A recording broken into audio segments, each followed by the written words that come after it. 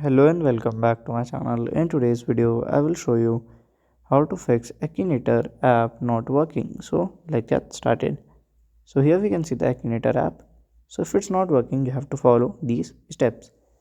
So first of all, you have to press and hold it here. And then you have to click on this I button. It will open the app info section. Okay.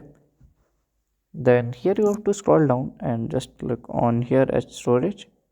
And then you have to click on the clear data. Just click on delete, and then you have to open it again. If it's worked, then fine. If it's not work after then this also, then you have to after this also you can update it. So here you have to go to the Google and search for the Akinator. Right here you can search Akinator app. So from here you can just go and check for update, and you can do it. So if you find this video helpful, make sure you like, subscribe and share the video. Thank you for watching.